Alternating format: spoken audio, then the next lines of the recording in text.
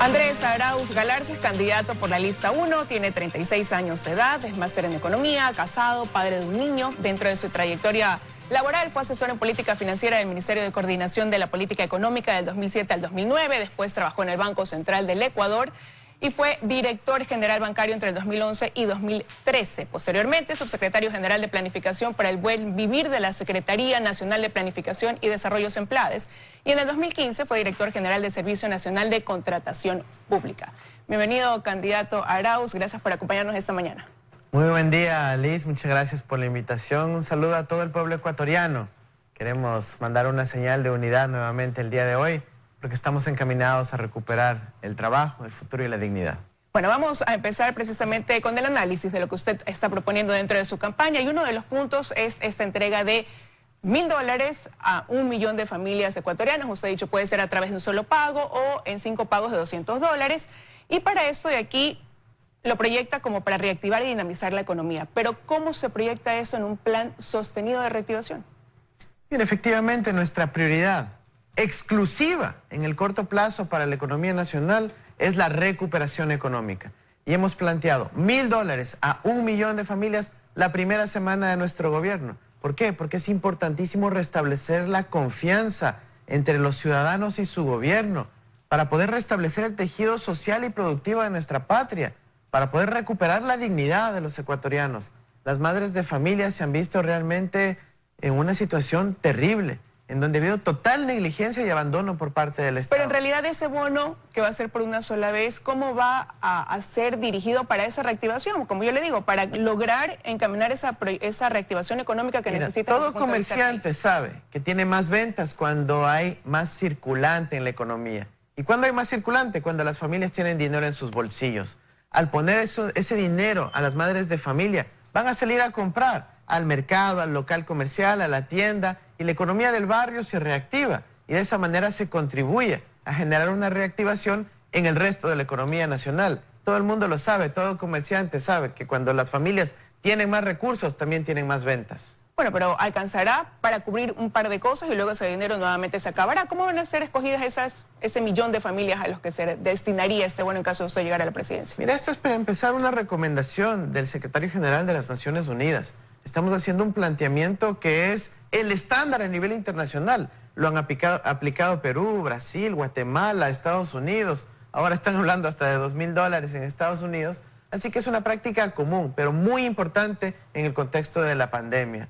Ahora sí, evidentemente esto será por una sola vez. ¿Y cómo serán escogidas las familias? Recuperación. Pero luego vamos a un plan de trabajo digno, un plan de alivio de deudas, un plan de recuperación económica integral mediante la obra pública, mediante el crédito productivo para los emprendedores, los agricultores, los jóvenes, las mujeres de nuestra patria, los pueblos y nacionalidades. Y algo muy importante, Liz, vamos a un programa de contratación de 400,000 jóvenes mediante el sistema de copago de nómina, en donde el Estado cubre la mitad del sueldo de los jóvenes que sean contratados por empresas, asociaciones, cooperativas, la pequeña y mediana empresa también. Ahora ya vamos a hablar de eso. No me ha contestado cómo van a ser escogidas las millón de familias que van a recibir ese bono en caso de que usted llegue a la presidencia. Mira, nosotros estamos afinando la definición de ese millón de familias.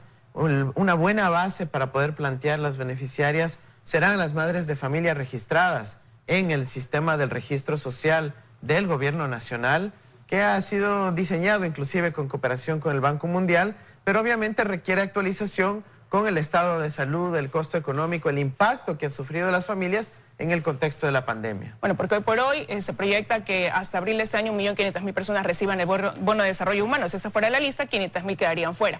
Usted ha dicho que va a financiar esto. No está estimado que sea 1.500.000. Tristemente, hasta abril es lo que proyecta el Ecuador ha sido el único país en América Latina que tuvo recortes de beneficiarios en el contexto de la pandemia, y eso lo certifica la CEPAL y las Naciones Unidas. Así que estamos más bien muy preocupados porque nos demuestra claramente las negligencias y las prioridades que ha tenido este gobierno, que es desatender a la familia ecuatoriana por enviar la plata fuera al exterior. Pero el compromiso del Ministerio de Inclusión Económica y Social es llegar hasta abril a 1.500.000 beneficiarios. Tristemente, los compromisos de este gobierno no tienen valor para la ciudadanía. Hemos visto cómo han traicionado su mandato y no creemos en esa palabra. Lo otro son cifras habladas por las Naciones Unidas. Ahora, hablemos de financiamiento, de estos $1.000 a 1 millón. Usted ha dicho que traerá el dinero de fuera, pero ese es un dinero que no le pertenece al gobierno, es dinero que le pertenece a los depositantes. Puede citar ejemplos, municipios, prefecturas. Va a tocar un dinero que forma parte de una reserva. Mira, la labor de todo banco es dar crédito. Y en este caso el Banco Central también. Usted podría decir, bueno, y la plata que está depositada en un banco, ¿por qué la prestan a otro? Evidentemente ese es el negocio, pues se llama intermediación financiera. Y en este caso el Banco Central, en vez de estar intermediando esa plata, enviándola a Suiza, al Banco de Basilea, queremos que le invierten las familias ecuatorianas, pudiendo generar la reactivación económica y no teniendo la plata guardada en el exterior. Yo fui director general del Banco Central del Ecuador. Yo sé de lo que estoy hablando. Esto sí se puede hacer de forma responsable, técnica, cuidando el bolsillo de los ecuatorianos y a la vez generando economía en el país. Eso es lo que queremos, aportar a fortalecer la dolarización, pero impulsando la actividad económica para la familia ecuatoriana, que es nuestra prioridad. Pero hay antecedentes en ese sentido, economista Arauz. En el gobierno anterior se utilizó como fuente de financiamiento el Banco Central. Hoy hay un hueco de $7.000 millones porque no se devolvió ese dinero, sino en acciones de compañías. Con ese antecedente, ¿por qué el Banco Central debería entonces nuevamente confiar y dar ese dinero cuando no hubo una devolución del mismo? Ya, digo, como un antecedente, ¿no? Mira, yo sé que a veces hay la intención de desinformar respecto a temores sobre las políticas de recuperación para la familia ecuatoriana. Nosotros hemos visto como tristemente se otorgó un salvataje bancario en el 99 y nadie se quejó de que no se devolvían los recursos. Vimos cómo este gobierno dio un salvataje a las familias y empresas más ricas de este país, perdonándoles miles de millones de dólares en impuestos. Y aquí estamos hablando de dar apenas $1.000 millones a las familias ecuatorianas que están en una situación desesperada. Pero eso no será la única medida. Vamos a generar también un alivio de deudas para ti, madre ecuatoriana, para ti, padre emprendedor, que se ha visto apretado hasta el cuello con las llamadas todos los días de los banqueros para que tengas que pagar y no tener que mandarte a la central de riesgos. Vamos a generar un alivio importante con plazos más largos, con cuotitas más bajas e inclusive con periodos de gracia para generar un alivio a la clase media ecuatoriana. Economista, pero ¿cuál es su plan B? Porque hoy hay en camino. El gobierno pretende enviar un proyecto de ley que precisamente dicen ellos, para fortalecer la dolarización, haga reformas al Código Monetario. Entre eso, volver autónomo el Banco Central del Ecuador para que no vuelva a ser fuente de financiamiento de ningún gobierno de turno.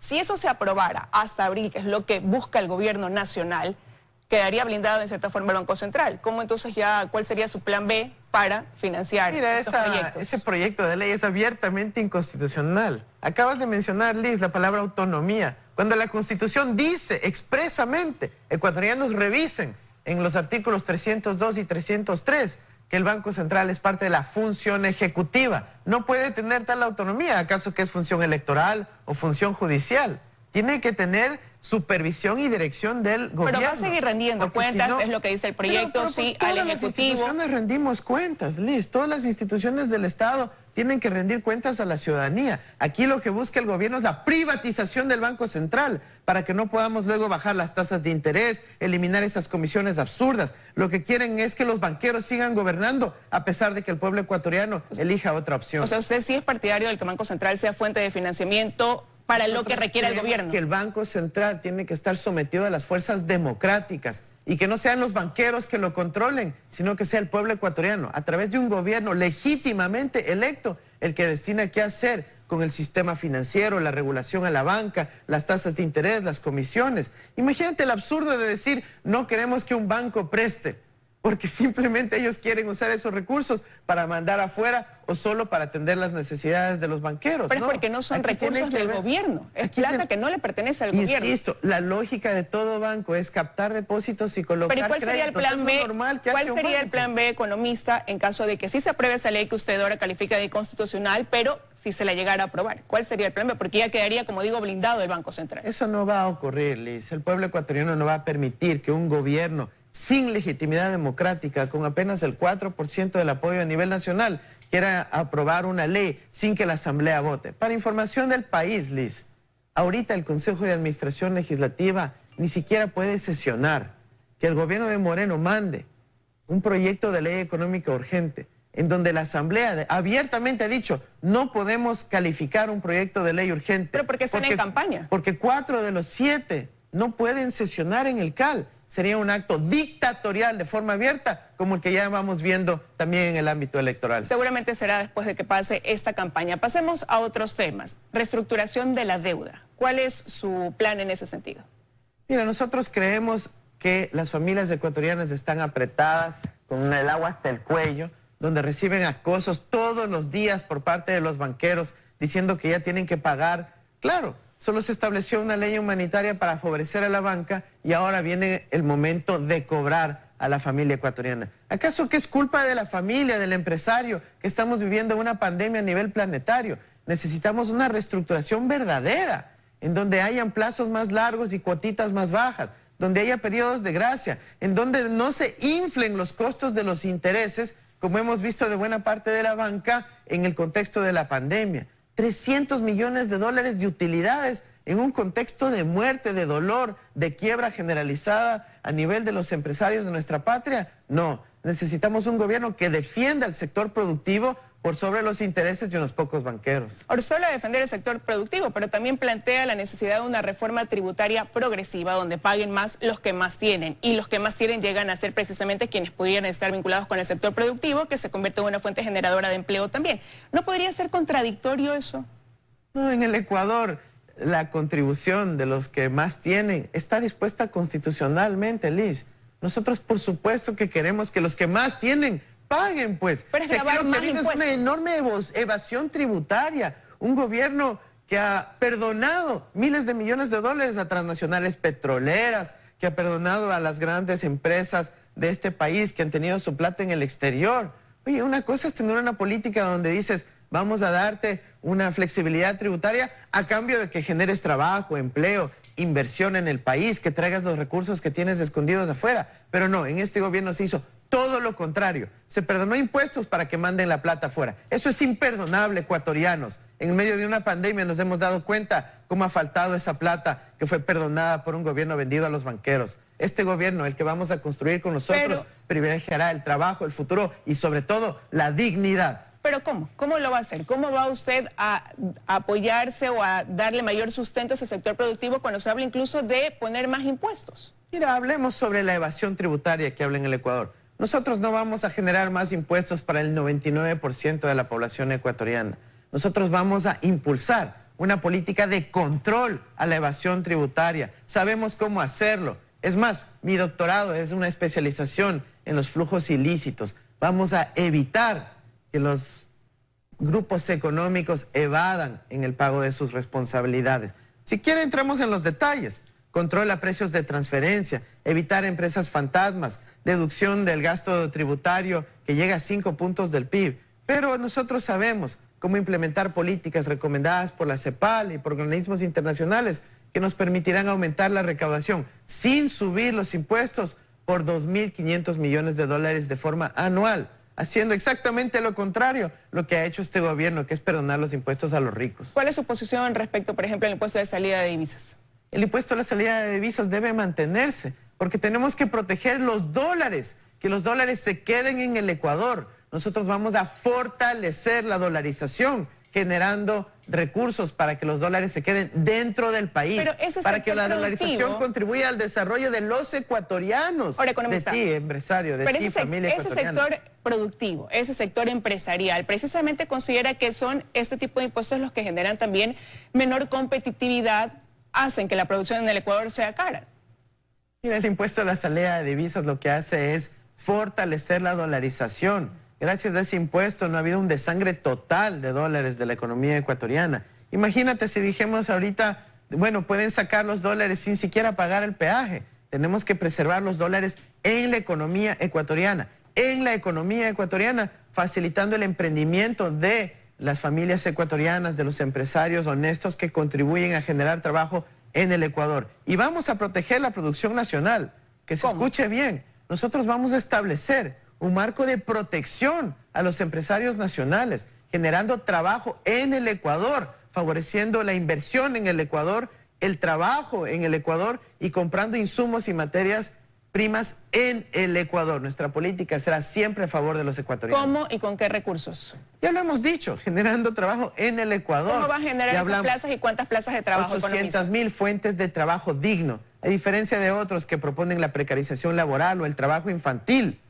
Nosotros proponemos trabajo digno con afiliación a la seguridad social. 800.000 fuentes con inversión de $3.000 millones en obra pública con los gobiernos locales, para que haya obra en tu barrio, en tu comunidad, en tu ciudad, y eso genere fuentes de empleo. ¿De dónde saldrían esos $3 millones de dólares? También crédito productivo para el sector agricultor, para los emprendedores, para los jóvenes, para los pueblos y nacionalidades indígenas de nuestra patria que necesitan un apoyo también para emprender. Y finalmente con el copago de nómina para contratar a 400.000 jóvenes en el ámbito de la pequeña y mediana empresa, de la economía colaborativa, en donde el Estado pagará la mitad de la remuneración. ¿De dónde vamos a sacar los recursos? Pues en parte de la repatriación de los dólares que ahorita están en el exterior y de otra parte del cierre de la evasión tributaria que he mencionado ya anteriormente. Ahora, esa repatriación de los bienes que están en el exterior, ¿cuánto dinero entonces piensa traer y cómo implementar? Porque tampoco puede ser una situación obligatoria el que traigan los capitales que estén fuera. Mira, hay una parte que corresponde al Estado que por supuesto que vamos a disponer sobre aquella, para que retornen esos recursos que tiene el Banco Central en el exterior y podamos invertirla en las familias ecuatorianas, generando trabajo digno para ti, madre de familia, para ti, padre emprendedor. Pero regresamos al mismo punto inicial, es tocar un dinero que no le pertenece al gobierno, dejar sin reservas y después quizás no tener ni cómo pagarlo. Hay un hueco de 7.000 millones económicos. Se llama intermediación financiera. Por un lado tienes un pasivo donde captas recursos y por otro lado tienes activo donde colocas los recursos. Pero ¿cuál es la garantía de la devolución de ese dinero? Ahora ese activo está en Suiza, necesitamos que esté en el Ecuador. Y la garantía de devolver ese dinero y que no haya un hueco como el que hoy hay o que no se pague con acciones, sino que haya la devolución de ese dinero. Yo creo que es irresponsable y una falacia decir que hay un hueco, cuando tenemos un balance perfectamente cuadrado.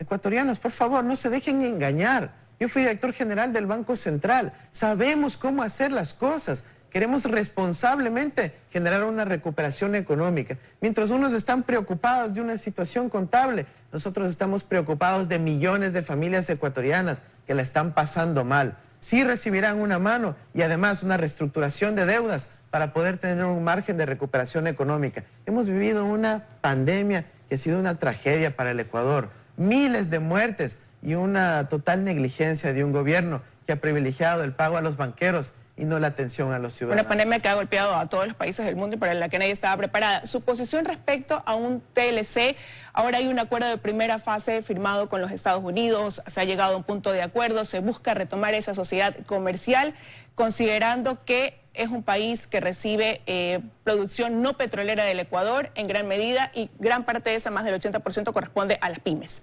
Liz, no quisiera dejar en el aire su último comentario. No creo que hay que justificar la negligencia y el abandono de este gobierno. Sí, claro que nadie estaba preparado, pero una cosa es ser negligente y que la ministra de Salud haya renunciado diciendo el ministro de Economía no me dio ni un centavo para enfrentar la emergencia y dejar abandonado a todo un pueblo. Y otra cosa es, bueno, tener que enfrentar una situación dura. Pero en este país se prepagó anticipadamente 2.000 millones de deuda externa en el momento que nuestros hermanos aquí, especialmente en Guayaquil, estaban siendo enterrados en ataúdes de cartón. Eso sí no podemos permitirlo como ecuatorianos. Antes de hablar de la deuda externa, respóndeme por favor lo que le acabo de preguntar, su postura frente a este tratado con los Estados Unidos que ya está encaminado por este gobierno y que le tocará continuarlo o tomar alguna decisión al gobierno. No hay ningún tratado encaminado, solo ha habido una...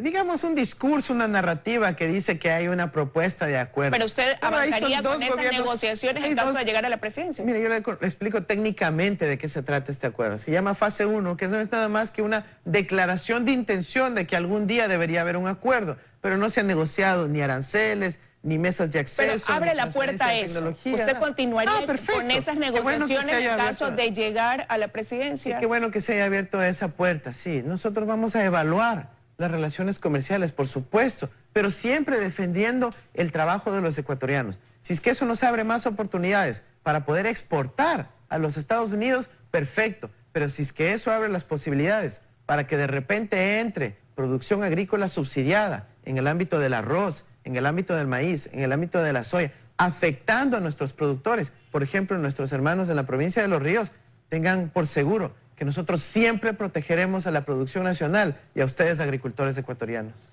Tenemos que hacer una pausa, pero enseguida regresamos con esta entrevista al candidato Andrés Arauz para seguir analizando sus propuestas de gobierno. Ya volvemos.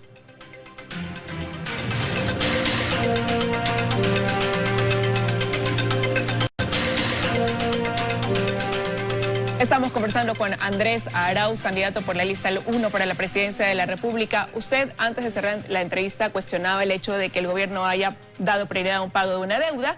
Eso llevó a una renegociación de los bonos y ahora precisamente ayer el gobierno hizo un anuncio de...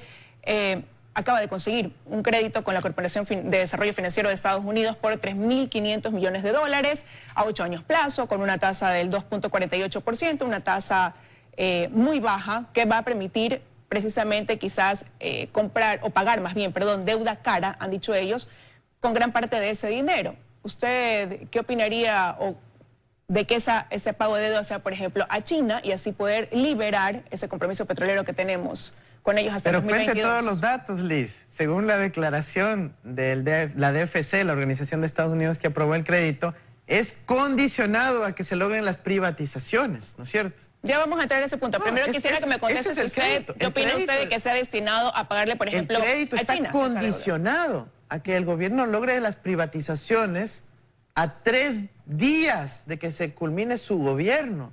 Un gobierno ilegítimo, sin apoyo popular en lo absoluto, quiere hacer negociados de última hora para poder supuestamente acceder a un crédito. Lo que quieren es entregar el patrimonio público, lo poco que le queda al pueblo ecuatoriano, una refinería hidroeléctrica, es una empresa de telecomunicaciones. Ecuatorianos, imagínense si privatizan la empresa de telecomunicaciones. ¿Cómo vamos pues a invertir entonces en lograr la conectividad rural, en dotar a los ecuatorianos del Internet como un derecho humano, como lo hemos planteado nosotros, en donde cada ciudadano ecuatoriano pueda tener acceso a 1 giga de Internet mensual de forma gratuita para poder acceder al Internet como un derecho humano? Esta es una apuesta a llegar a la economía del siglo XXI en el marco de la pandemia. ¿Descarta usted entonces la monetización de ese tipo de empresas como fuente para obtener mayores recursos e ingresos para el país? Pero por supuesto, pues si esas empresas más bien lo que le generan es divisas y dólares, tanto a la economía ecuatoriana como al Estado ecuatoriano. Nosotros tenemos que proteger la empresa pública porque es la que nos permite en este caso desplegar, como le he dicho, en el caso de la Corporación Nacional de Telecomunicaciones, una inversión en conectividad rural a 369 parroquias rurales de nuestra patria que no cuentan con Internet, para poder dar becas de conectividad a 6 de cada 10 estudiantes que se han quedado sin estudiar por falta de acceso al Internet. Para eso nos servirá la empresa pública de comunicaciones. Bueno, eso en el caso de CNT. ¿Qué pasaría, por ejemplo, con empresas como el Banco del Pacífico, los medios de comunicación que fueron incautados y que forman parte de las empresas que tienen su poder el gobierno? Este gobierno y no lograron vender nada. Y ahora, a pocos días antes de irse, quieren supuestamente privatizar a la ¿Pero qué cree usted que debe pasar con estas empresas que le acabo de mencionar, con el Banco del Pacífico, con los medios de comunicación? Las recomendaciones de los organismos internacionales dicen que un gobierno no puede hacer ese tipo de ventas a días antes de irse. Eso en inglés se denomina un fire sale y lo que logra es disminuir los precios de los activos. ¿Qué haría usted en caso de llegar a Carondelet con estas empresas que le menciono, por ejemplo, Banco del Pacífico? Nosotros vamos a fortalecer entidades como el Banco del Pacífico para que poder competir justamente no con los grandes banqueros que han lucrado de esta pandemia, que nos debitan los recursos sin autorización alguna, con los medios de comunicación, la clase media, generando comisiones absurdas. Necesitamos un banco de propiedad estatal que más bien sirva para reestructurar las deudas, para dar una mano al emprendedor ecuatoriano y no como han hecho ahora con esa línea reactiva de Ecuador que nadie puede acceder. Necesitamos crédito oportuno y nosotros sí sabemos cómo hacerlo. Con los medios de comunicación, por ejemplo. Los medios de comunicación incautados. Mira, por supuesto que están a la venta. El problema es que nadie ha querido adquirirlas. Así que están a disposición de quien quiera hacer una oferta real. Pero mientras tanto, servirán para comunicar al pueblo ecuatoriano los asuntos de trascendencia. Ahora, regresando a lo primero que no me lo contestó y si quisiera conocer su criterio, se habla más allá de lo que usted acaba de mencionar, de ese condicionamiento que habría para obtener esos 3.500 millones de dólares, irían destinados a pago de deuda cara. Liz, ¿Eso ustedes estarían de acuerdo en que se le pague a China para poder liberar esa producción petrolera que hoy está prácticamente comprometida con ese país? Liz, yo sí estudio las condiciones financieras. Ayer no solo me creí el cuento de la cadena nacional del gobierno. Anoche yo me metí a la página web de la DFC de los Estados Unidos, en donde están listadas las condiciones que exigen las privatizaciones. Por favor, ecuatorianos, no permitamos que nos sigan engañando. Aquí vamos a recuperar un gobierno soberano, con dignidad, que permita dar soluciones al pueblo ecuatoriano de forma responsable, por supuesto, de forma técnica, recontra, por supuesto, pero siempre con la prioridad en el corazón, en los ecuatorianos. Me ha contestado con uno de sus mensajes de campaña, pero no lo que le estaría preguntando. ¿Está de acuerdo con que se le pague a China la deuda? Quisiera saber su respuesta. No estoy a favor de las privatizaciones. No estoy a favor de las privatizaciones. Pero, economista, mi pregunta es Estoy a favor de la soberanía del pueblo ecuatoriano. Pero ¿y está a favor de que se pague deuda cara que pudiera hacer con China o no? ¿Cuál es su posición respecto a eso? Pero por supuesto que estoy a favor de que se pague la deuda cara. Si la deuda más cara es la que emitió este gobierno, en donde son a 11, a 12% la reestructuración de los bonos a nivel internacional. Mira, nosotros vamos a tener una política de dignidad para nuestro pueblo, pero insisto, nuestra prioridad no va a ser atender a los banqueros, va a ser atender a la familia ecuatoriana generando trabajo y dignidad. Economista, pasemos a otro tema, una propuesta de asamblea constituyente. ¿Qué quiere reformar a través de una asamblea constituyente que consta en su plan de gobierno? Mira, el Ecuador ha vivido un proceso destituyente, en donde los primeros días de su gobierno, el señor Lenín Moreno se reunió con los banqueros y les dijo que odia a los que votaron por él. Eso se llama una traición a la democracia. Se rompe el pacto de convivencia. La democracia es la regla fundamental en la que vivimos en sociedad. Y por eso, luego tuvimos una consulta mañosa, luego tuvimos una vacancia constitucional. ¿Pero hacia dónde va con una propuesta de asamblea constituyente directamente? Eso estoy explicando, porque es importante el contexto en este caso. Hemos visto la destitución de los miembros del Consejo de Participación Ciudadana y finalmente vimos que nos impidan revocar el mandato de Lenín Moreno luego de consumada esta traición. Por eso necesitamos un proceso restituyente, en donde el pueblo ecuatoriano recupere la soberanía sobre las instituciones democráticas de nuestro país. Y ahí veremos algunas opciones. Será un pronunciamiento popular, serán enmiendas o reformas constitucionales. Y no descartamos acudir a una nueva constituyente para recuperar la institucionalidad democrática de nuestro país. ¿Cuáles serían los planteamientos? Ya de manera concreta, específica, a través de esa constituyente. Deshacer la consulta mañosa que engañó al pueblo ecuatoriano, que nos mintió, que utilizó a excusas como los temas ambientales o los temas de la niñez para simplemente concentrar el poder y favorecer a unos pocos banqueros por sobre las familias ecuatorianas. ¿Eso de ahí tendría que ver con cambios también que permitan o den paso, por ejemplo, una reelección indefinida? No, de ninguna manera, esa no es la prioridad, por favor. Nuestra prioridad es la recuperación económica, es la recuperación de la institucionalidad democrática. Aquí nosotros tenemos que atender al pueblo ecuatoriano. Por eso este 7 de febrero nos pronunciaremos con contundencia por la lista 1. En esa sábana, Liz, que estábamos hablando de 16 nombres, la tienen facilita. La primera columna, lista 1, y con eso recuperamos nuestra dignidad. Pero usted habla de ir a una asamblea constituyente y posteriormente de garantizar una independencia en la función judicial. ¿Por qué considera que no hay dicha independencia? Porque la concuñada de la judicatura es la concuñada del presidente de la República, es la presidenta de la judicatura actualmente. ¿Cómo puede haber independencia si hasta los familiares del señor Lenín Moreno están administrando justicia en nuestro país? ¿Cómo puede haber independencia luego de declarada la vacancia constitucional en donde sacaron a todos los jueces de la Corte? Pero no lo digo yo. Lo dice el relator especial de independencia judicial de las Naciones Unidas. Y nosotros acudiremos justamente a esa instancia de las Naciones Unidas para que nos ayude a reconstituir la independencia judicial de nuestro país. Pero consideran que esa independencia judicial se ha dado porque no han actuado de manera, lo ha escuchado usted en otras declaraciones y usted ha dicho que esta justicia se ha dedicado a una persecución política. Exactamente. Pero ¿por qué calificarlo de una persecución política cuando es una justicia aplicada con jueces del gobierno anterior bajo un Código Orgánico Integral Penal que dejó precisamente el gobierno anterior? Esa es una pregunta llena de falacias e imprecisiones. Cuando este gobierno cambió a todos los jueces de la Corte Constitucional, cambió a la judicatura, no una, 3 o 4 veces. No ha habido un cambio a la judicatura del señor Merlo, cuando podemos hablar ahora de la presencia de la concuñada de Moreno, cuando cambió a la Corte Nacional de Justicia en 3 ocasiones.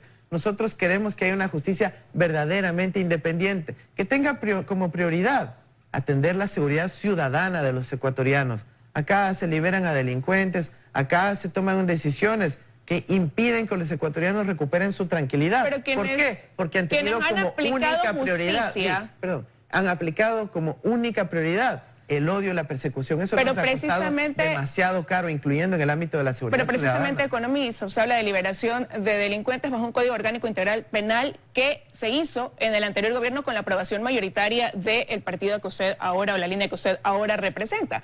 Y usted habla de un cambio total de jueces y tampoco no es 100% real lo que usted dice. Usted habla de un cambio íntegro total. Los jueces que aplicaron ahora justicia en el caso de sobornos son los jueces que en su momento formaron o estuvieron dentro del gobierno anterior.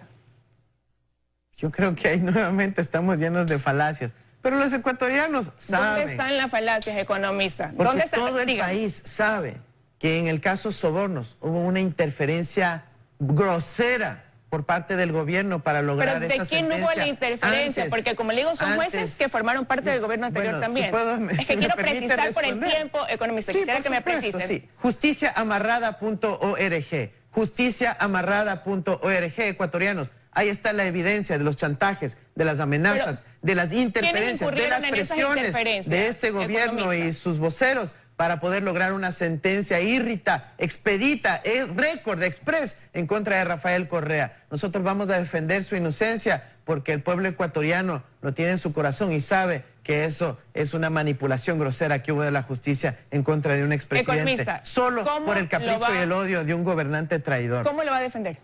Mira, nosotros estamos listos para presentar todas las acciones judiciales del caso. El equipo de abogados de Rafael Correa presentará el recurso de revisión, la acción extraordinaria de protección. Pero hubo un tiempo ya para que se presenten todos los recursos, se presentó lo que se tenía que presentar y hay una sentencia. Podemos entrar a la discusión en el ámbito penal, no hay ningún problema, pero usted sabe que en el ámbito penal el recurso de revisión puede ser presentado incluso años después, cuando se consiga nueva evidencia. Y la evidencia que está ahí en justiciaamarrada.org será suficiente para poder lograr eso, pero la decisión vendrá de los propios jueces. Yo no interferiré. ¿Por qué tiene la seguridad de que va a venir de los propios jueces y son los jueces que estarían dentro de este gobierno, los que continuarían cuando asuma un nuevo gobierno de la presidencia? En derecho, porque cuando nosotros logremos la victoria el 7 de febrero, se liberarán de las presiones, las amenazas y los chantajes que ha tenido este gobierno nefasto sobre el sistema de justicia. Pero usted está diciendo y argumentando eso sin sustentarlo en pruebas o dando nombres de quiénes son los que han incurrido en ese chantaje. Publique, por favor, a los ecuatorianos la dirección justiciaamarrada.org.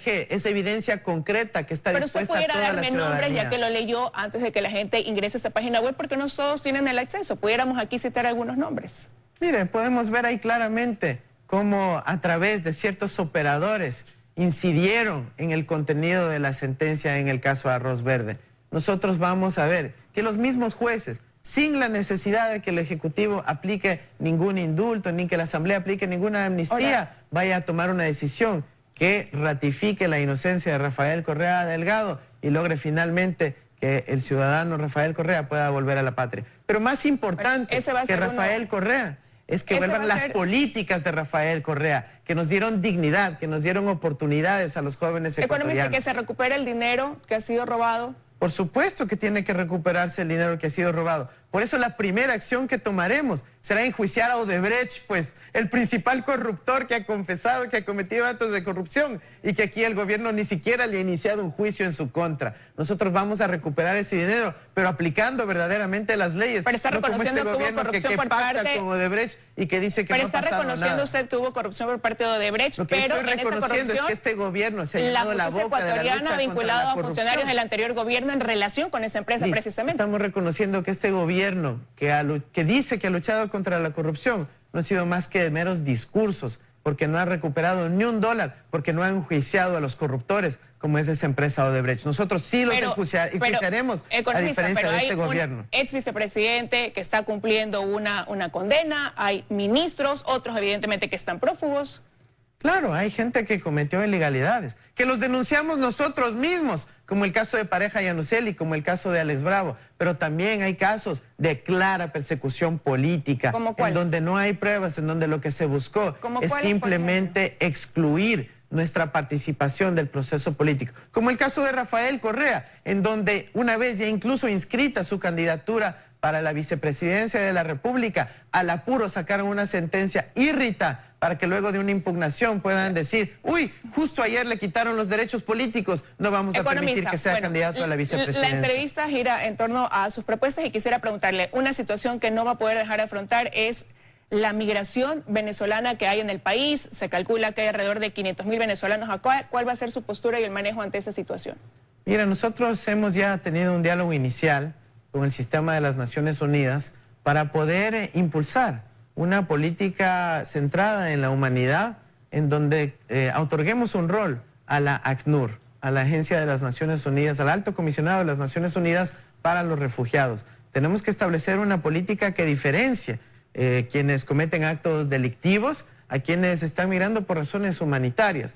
Tenemos que tener consecuencia también con lo que nosotros hemos exigido para los derechos de nuestros migrantes ecuatorianos en el exterior y poder lograr unas soluciones que contribuyan a, de forma ordenada, tener una política de humanidad en el Ecuador y en toda América Latina. Ahora, ya está aprobada una ley de movilidad y aparte de eso, de ahí es una cifra que ahora hablamos de 500.000 personas, pero se prevé siga aumentando cuando hay un salario que no llega ni a los $2 en Venezuela. Y ahí sí quiero preguntarle, usted tiene una buena relación con presidentes de la región, lo hemos visto en múltiples reuniones con presidente de Argentina, estuvo en Bolivia junto a Evo Morales, ha mostrado su beneplácito, por decirlo de alguna manera, su aval al gobierno de Nicolás Maduro y ha hablado de fomentar una unidad regional, pero ¿bajo qué modelo? ¿Bajo qué modelo de gobierno? Considerando, y le quiero citar, sí, el ejemplo ahí de Venezuela, de lo que está pasando, porque cada vez hay más venezolanos que buscan salir de ese país. Mira, nosotros creemos en la integración regional.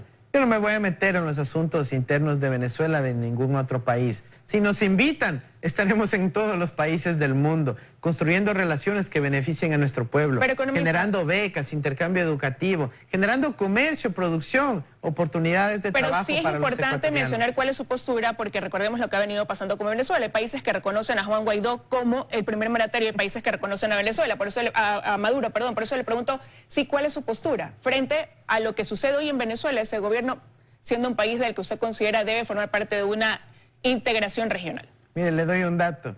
Ya mismo hasta los propios Estados Unidos van a dejar de reconocer a Juan Guaidó.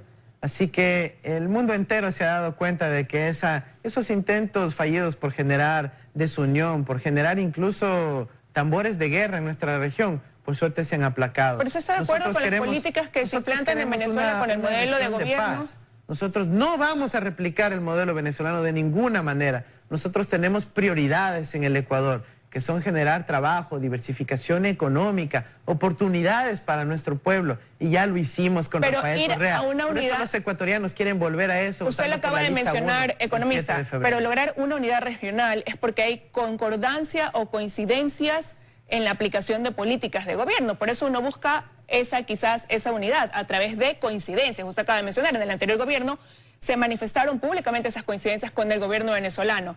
¿Usted va a mantiene esa línea de coincidencias en criterios dentro del régimen de gobierno? Mira, la integración regional se logra porque tenemos una identidad común como latinoamericanos. Por eso nuestra integración regional se centrará en toda Latinoamérica y el Caribe. Y le voy a dar un ejemplo concreto.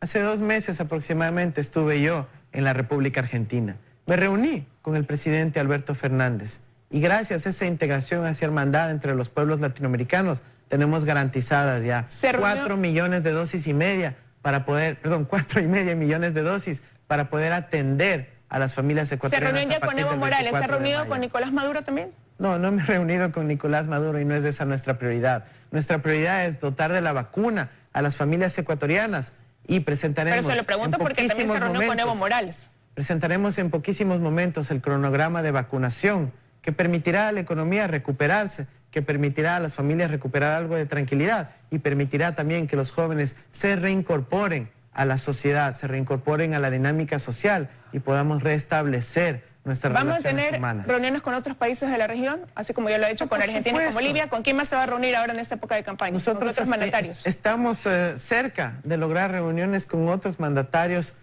de la región. No está programado, pero si es que recibimos una invitación, con todo gusto iremos. Estamos incluso gestionando para tener reuniones ya con el equipo de transición del presidente Joe Biden en los Estados Unidos. Tenemos excelentes relaciones con nuestros amigos en el Partido Demócrata y aspiramos a que eso contribuya a una excelente relación que genere trabajo, defensa de los derechos de nuestros hermanos migrantes y oportunidades de intercambio de conocimiento, por ejemplo, con los Estados Unidos. Economista, se nos acaba el tiempo. Quiero agradecerle que haya estado esta mañana con nosotros aquí en los desayunos de 24 horas. Muchísimas gracias. Pueblo ecuatoriano, el 7 de febrero, ustedes tienen la oportunidad de devolverle la dignidad a nuestro pueblo. El 7 de febrero, lista 1, es lo que nos permite ya recuperar la dignidad. Gracias por haber estado con nosotros en los desayunos. Hasta aquí llegamos. Enseguida vienen las noticias en Teleamazonas. De mi parte, que tengan un excelente fin de semana.